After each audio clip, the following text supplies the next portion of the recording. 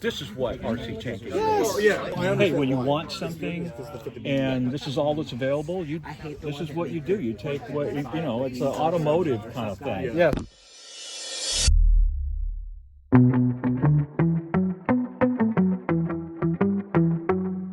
Okay, hello Dak Faithful. I apologize for the duration between videos this time. We had a little scare with the hard drives that store all of my media. I have an older computer, I admit, and my daughter has been hijacking it to do a lot of homework lately. Came to sit down, opened up my little projects, and they don't work. Well, I think I got it fixed, so back to business. I'm currently out with the pup. All right, back at the ranch. We're gonna see how this new situation is. Oh my. Boy, that's real big. Something's different. Hi. Artie. There he is. Nice. Long time no see. Are you allowed on my field? Yeah. For those of you who don't know, this is Ron Bair. He's actually a legend in this ridiculous hobby because he used to build stuff that wasn't supposed to exist.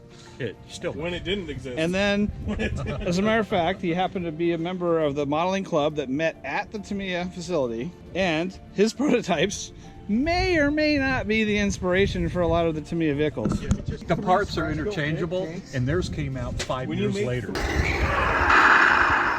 The Panther 2, Yeah, which is one-off, the F model. and the original Yes, Pershing we're gonna is do here. We're gonna do a deep dive on the full Pershing because that's I haven't even seen the Pershing in 10 years. 10 years. Today is the first day in 10 years. That's so funny. I've seen it. This is the second one. That was the second one because I had the first one for a while, and then I got it, and the first time I drove it, the wheel fell off. I started on a M14 Oh, where's Dave? 41. It's in scratch. Where's Dave Jones? He's gonna have a conniption. And the last tank I built for myself in 2006 was an E25. Yeah, And I'm sure I Jeff got- stole that from you. Jeff has got it, and he's in the final stages. He'll have to share the rest of it, but it's The final beautiful. stages of acute modeling syndrome. Well, here's the deep history lesson for this. The first Tamiyacon I went to was in 05, and I met these guys. And that's when I learned how not to do a tank hobby because there was a deep dive off the table. There was scratch built, there was everything. And then in 06, I brought mine and I fought with them. And it's been downhill ever since. So Yeah, remember that Jocks, right? Was Yeah. it Jocks? No. This was at Tamiyacon. This is at Tamiyacon, Oh, at the Alicia- Tamiya facility. At Alicia Viejo. Did you ever get to go to Jocks? No, I never did. So I know. Back in the day, Jock let us go run wild free Yes. It was like a... That's the Littlefield collection for the uninitiated. Jacques Littlefield, the MTVF Association. I have It was probably- like Francisco. Chuck E. Cheese for tank nuts. I have 40 or 50 hours of video going in and out of his various tanks. You could just trying go to in and stuff out of ourselves in them. the T-72. Well, gee, if only you knew a videotape editor by trade who could help you with that process. I will send that. You're Well, just the funny part was like we're trying to stuff ourselves in the T-72. You know, the T-72 is meant for It's guys. teeny. It's they're ridiculous. They're not meant for normal American-sized people. it's like early Sherman hatch size. I mean, it's really small. I won't be running today. I don't do a lot If you're of not running. careful, it stuffs you in I the gun like tube. making them run. He I says like he's building, not going to run. but I build pretty much. I've been building for Jeff for 15 years. I know you're the consigliere. Have you seen the list of stuff I've done for him? Yes, and he shows it to me occasionally, and it's all hush hush until it runs. Has he and- told you of the Then Dragon it shows Wagon? up. Yes, I have a picture of it on its. I have a picture of it roughed from one of the events. Yes, the Dragon Wagon runs beautifully. It's probably 50% done. I'm finishing up his E100. Yes. That's scratched that he and I built. He built. I built most that of in 16 weeks 16 weeks. for school. What, were you refitting it. catting or designing? Yeah, that makes sense. No, like I said, I've done a little shelf queen dive, so you'll like some of the stuff I brought out today. Some inspired by your older stuff, and I have one of the new Chaffees on the shelf because I gave the Chaffee back to them, and they traded me the Chaffee for a Sheridan kit. So You know, here's the thing. He's been in this legacy thing where he's trying to acquire a lot of the stuff that I built back in the day. Yep. And the Chaffee represents the first one scratch built that was ever done. And when everybody back then said there was nothing, couldn't be done. There was nothing made. It's too small. Couldn't be done. The only thing that was available was from Tamiya, Yeah. and that was the King Tiger and maybe a leopard or gepard. Yeah. And that was it. Well, those of us who are old enough, I say that jokingly, the kits from the 80s, you had the leopard, you had the gepard, Early King Tiger, maybe. and then in 70, and then you had the German. You had the Sherman, because that was 75. Whatever it was. The Sherman, if you could find The an clutch older drive one, King Tiger. but they currently weren't made. So if you could find one in any condition, you just jumped all over it. Yeah. So as we would buy them sight unseen from wherever in the country. Yeah. Or the Bandais. And I think it's funny you mentioned that. Hang on, we can introduce it in the conversation. Follow me. Now, for those of you, like I said, this is the original guru here when it comes to the true radio control tanks. Mr. Tamiya's was a huge military enthusiast and military modeler. And he just loved this stuff. And when it came out, the Sherman was the original, and then that was in production and out of production. And then there was the Leopard and the Gepard and the King Tiger, but they were all the early version. And the clutch drive and they did more slipping than they did. Yeah. And then these had a push-on grommet. There were poly caps in it. Those used to wear out. I still have a lot of parts for these because we grabbed these because you could use the road wheels. No, I was about to say, I know your Chaffee. The road wheels from it were off of this. And highly modified. They were narrowed. I narrowed them on a lathe. I put them in and narrowed them down. And then originally, the Pershing had these because they were the right diameter, and they were, there were certain things. Yeah. It just wasn't worth. And this is the early track. It was in one track. They're stamped, right? Stamped, and this stuff. We used to spend more time tightening these with a pair of pliers after each run. That's why my favorite tool in the beginning of my hobby here was the big channel locks that you could use to squish the track back together. Yeah. This one is rare because it's virtually. It's clean. It's never been ran. It's never been ran in the dirt. And all these gears, this is all this stuff is non-existent. I have boxes of this stuff.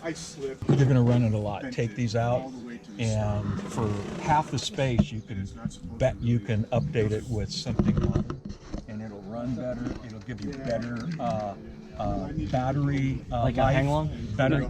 Well, no, hang on. I can give the spiel. Ethan will tell you about 10 years ago, Tamiya did repop these. They reissued them, and what they were clever is they put a few posts and stuff in there to put a regular traverse in and a few other parts. But they also included the Panther gearboxes.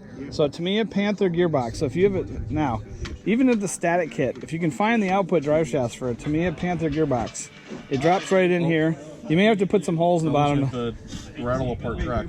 Yeah, it's it can be done, but like I said, regular Tamiya gearboxes, and even that, if we can find a chassis or even the frame of the gear, we can build the gearboxes. We just got to find the output shafts for the Panther. Or plan B is you could mod it to fit a hang-long Tiger Toro. I have some rare German ones at home. Probably safer All than full metal, a little more robust. And they're less expensive. Oh, make a list. The best thing would be a double planetary. Okay. Or a stockpile of head Well, but I'm saying if he's trying to, you playing now, you could drop a 7.1 Henlong in here. And I did forget your Tandai electronics because I cut the wires, so they wouldn't be useful to you at the moment You anyway. could even swap the road wheels out Steal the with gearbox modern about leopard, and you'd have bearings instead of these. Get rid of the grommets. Poly grommets, because these are going to work off. Yeah. Now the ones on mine have survived, but the only reason is I very rarely run the tank. So it is a project search. You may want to just get the original components and don't paint it. Just put it on a shelf and enjoy it for what it represents. You have a point. Is the history of this was made back when there was nothing. yeah, this is the original. This is literally because the head of the company had a personal interest in the whole We used thing. to literally run around, and we used to meet up in the Bay Area a couple times a year. just outside Oakland, and we used to have this big field, and guys like Fred Dorn. Fred, you ever meet Fred Dorn? I never met him, but I remember he was Rich. He was friends with Rich and Max and all those guys. And Jerry Carducci, and we would have 50 people that would come down to Oakland from all over the United States. And we would run around all day and you'd be yelling, bang at each other. Yeah. It was the best. It was the best. Stay tuned for more original programming from Ron Bair. The guy from San Diego, you can also, his name's Rich Johnson. Ask him some questions because he makes parts for these too. Okay.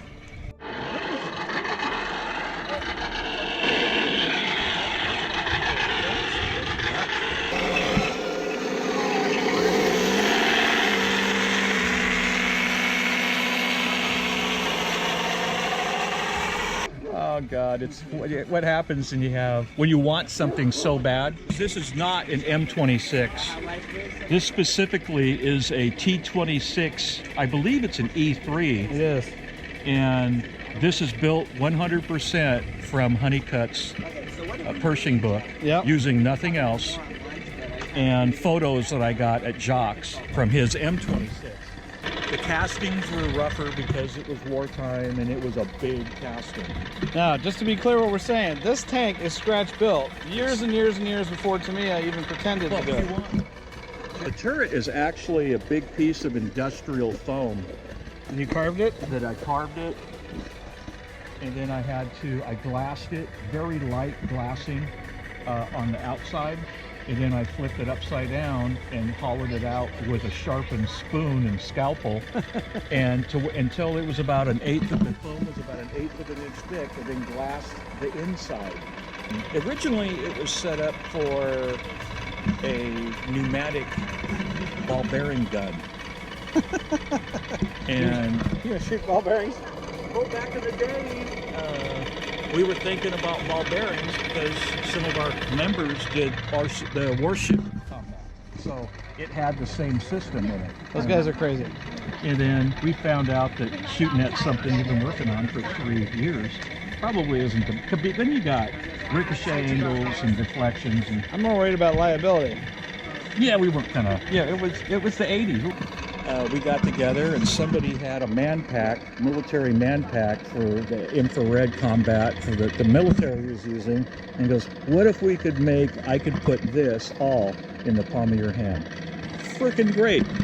So and the miles here. And it was, we sketched it out literally on a napkin, a paper napkin, and Mr. Tamiya went off with it, so. But all of the detail on the engine decks is all individual pieces.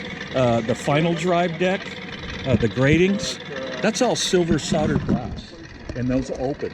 They get at the final drive. Now that was sort of the inspiration when I did my first EZ8. I made the deck by using rod and gluing it. It was sort of similar to what you did. It took me longer to make the soldering jig. For this. It's got a chain drive. And it still works like the day I built it. This tank is 30 years old. That is so cool. This is scratch, and it actually worked. I remember seeing it in its heyday. But, this is all hand carved. This is all thermal-formed lexan. Yep. All this is individual thermal-formed lexan. And, lexan doesn't like to be thermoformed. No. So, in fact, it's like a trade secret in the hobby. So I had to figure it out myself, and trial and error. Here it is. Wow.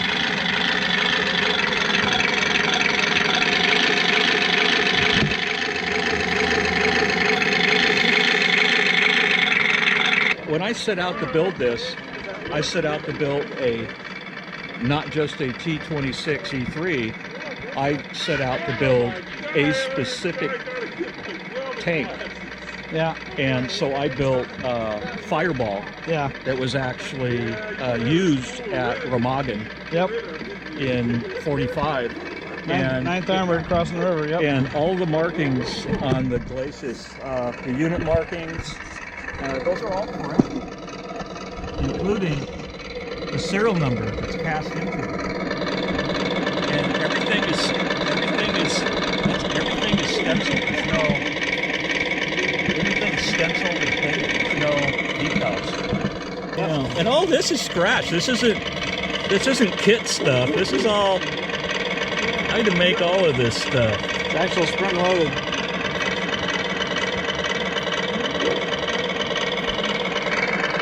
Yep. Real detail. You didn't think a guy could sew, but you know, I sewed up this boot and then put it all on and then painted it and sanded it. Show me that face again. Do you mind if the original man who created your vehicle plays with your vehicle? Yeah, I wouldn't have it but for him. That one is See, I put the turret traverse in the hull because we had nothing but problems with them. So if you look in there, you can see the foam is kind of a flush color. This is all original stuff. We'll just have to see it in combat.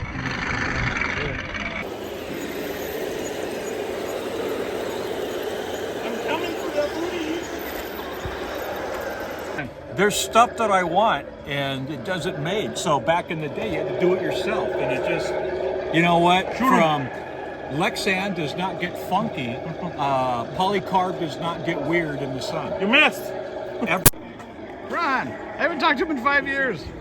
All right, trying to get ready for a battle. I got In the Mood running, as usual. Pre-test, it works here. All right, it's gonna run. What do we got over here? We have 2A6, Tiger 2, Panther G, Tiger 1, Panther 2, and a Sherman. I love the Panther 2. Little Panther 2. All right, here's.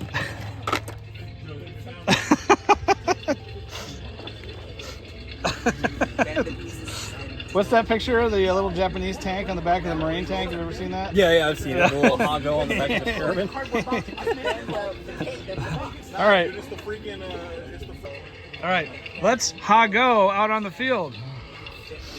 How you like that for a segue? Not to say this in a mean way, but I want to fight you. I'll see you out on the field.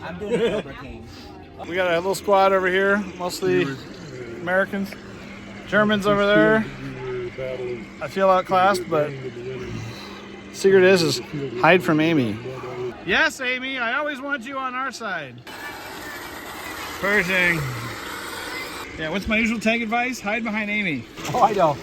Just hide by, she'll keep you safe. All right, John, good to see you. What are you running today? I'm running a Tamiya M26. Pretty much stock, right? Pretty much. We got Sherman. Firefly, actually. Just got to restart, got to change out the barrel. It will be a Firefly. Right now, it is technically a Sherman 4B. That's what they call them. And we got the Sherpurge. We never did figure out the name. Perm? Did you get a perm called a perm? Sherpurge. Permian? Permaging? Permaging? No, it doesn't work. Anyway, that's the Sherman with the Pershing turret hybrid. I still love that paint job.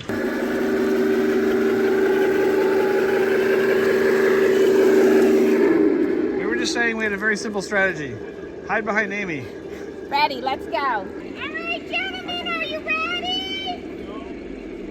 Lights on!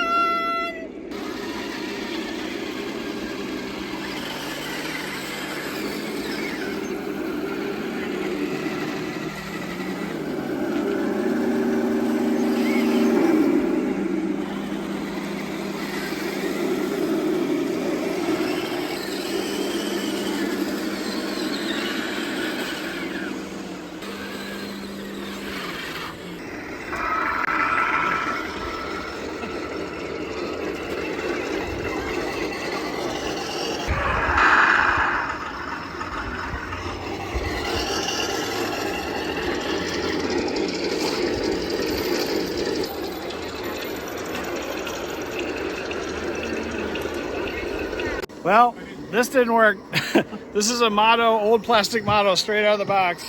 Seeing if it, and I lost a track and the traverse came apart. But you know what? It feels good. Battlefield casualty. It is a casualty. At least it felt good for a minute. So now we're gonna have to go to the help. Let's see how many people I can kill with this. All right.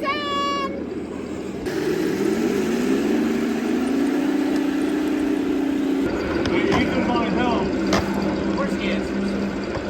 He's doing tank things. Why, thank you very much. I have a lot of I had 2 hits left again.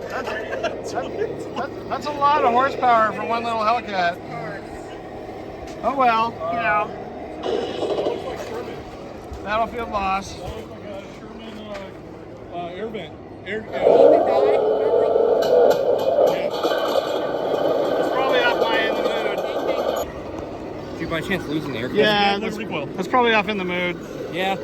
Probably. Kenny, that's a lot of tanks to kill one little Hellcat. All right. I was about to say. Yeah, but it was just one little Now that's authentic. Got a little high side. Oh well. Let's try for accuracy. Whatever. It's one way to improve your elevation. Now, high noon. It's time for eat.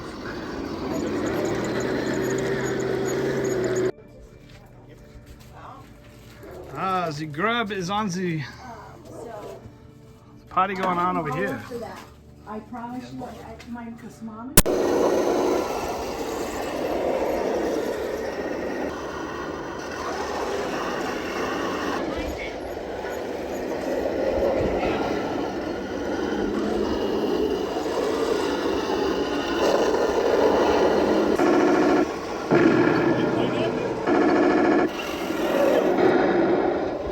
It's in the barrel and I can't hit you.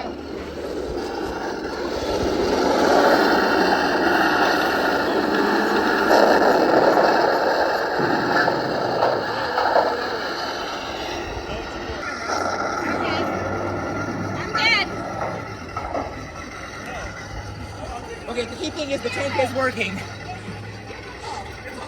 Allegedly.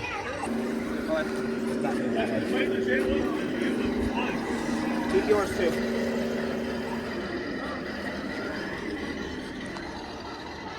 All right, I'm here with the original guru, and he, for once, is stumped. So, yes, we talked about this briefly. This is the DAC Hellcat. Very nice. Originally, this actually was, believe it or not, a Pershing Henlong that was originally being built by a member to be a Super Pershing. But one day, he saw a video of a Hellcat. He says, I got to do that. So he took the Pershing, turned it around, cut it up, scratch built the turret and the upper hull.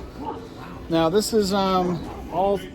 Who did this? This is a guy, Mitch Sherb is his name, and he worked as a tech. He fixed machines that built airplane parts.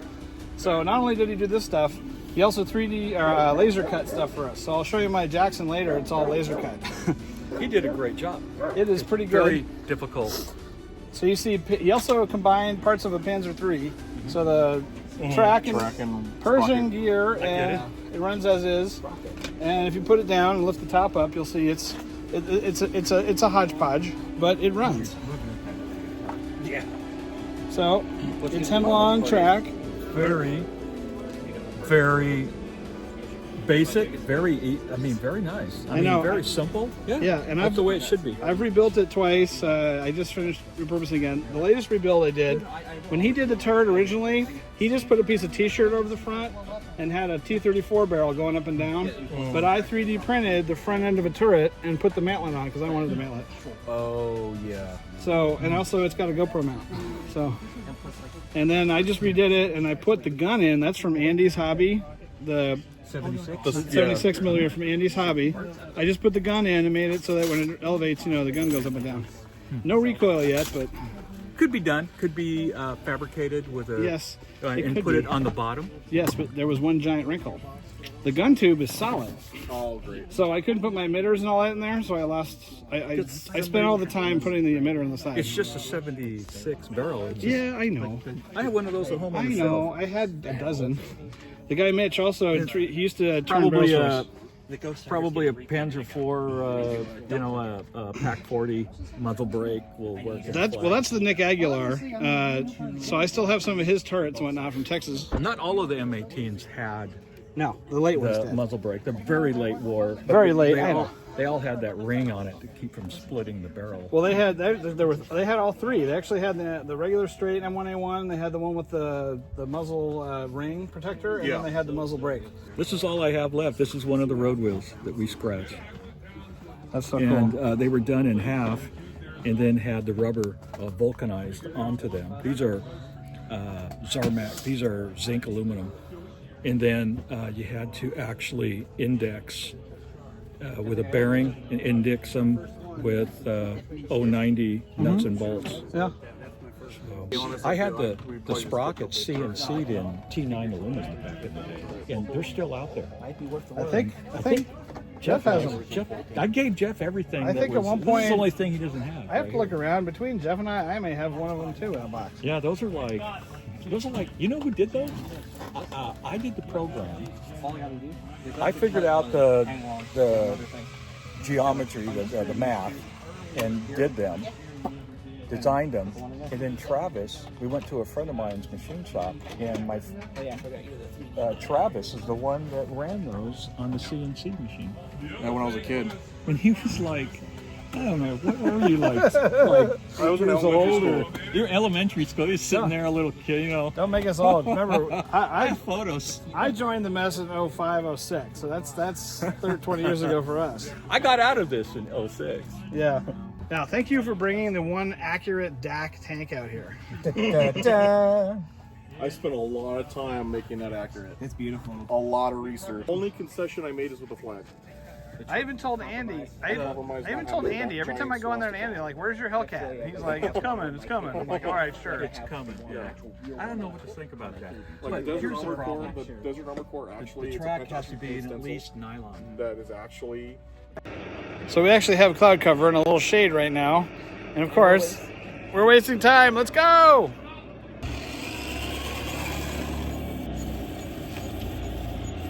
Look, we have his and hers Scorpions coming in.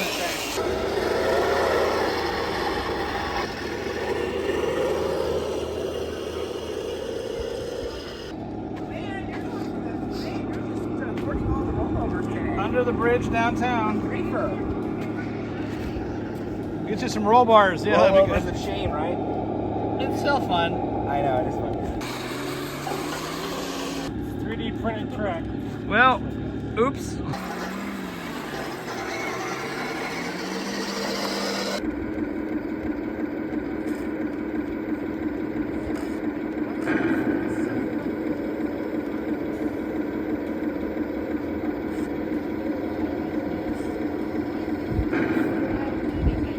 Oh, apparently I killed him.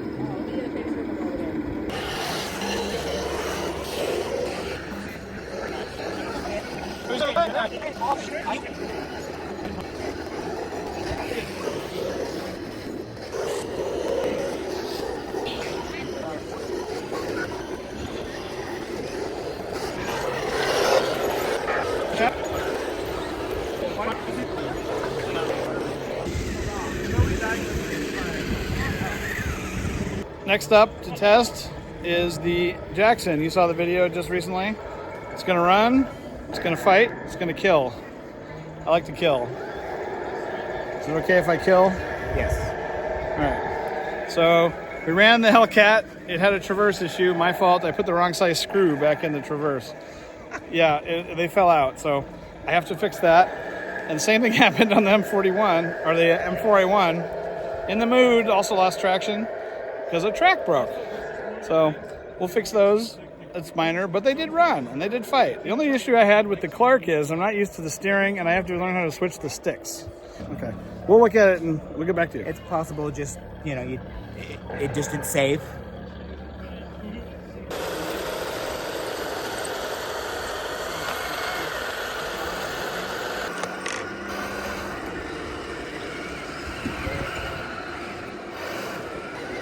Watch out, Artie's behind the building.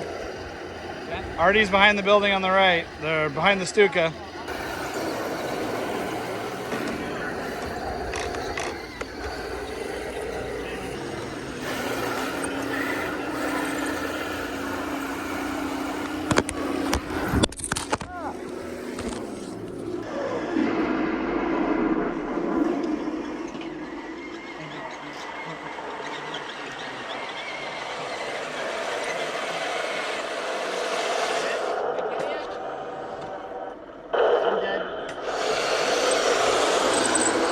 Time to pack up. Say goodbye to Jeff. Say goodbye, Jeff. Hi, Jeff. Most of the stuff's packed up. We're working on the tents now. And the hardcore peeps are working around. And here's Artie. Bye, Artie. See you, sir. I'll see you later. Adios. Yeah, we're getting things ready, putting them away in the shed. A couple more pop-ups. Allegedly, there'll be a steel building here next time we see it. And hopefully we'll get a chance to work on City Hall. A couple of the hardcore people left. Really cool to see the Bears from California, Ron and Travis. Good thing we avoided all the rebar and fun construction equipment, but Craig is going all in on his shop and we will take advantage of that. So I'm loading up, headed home.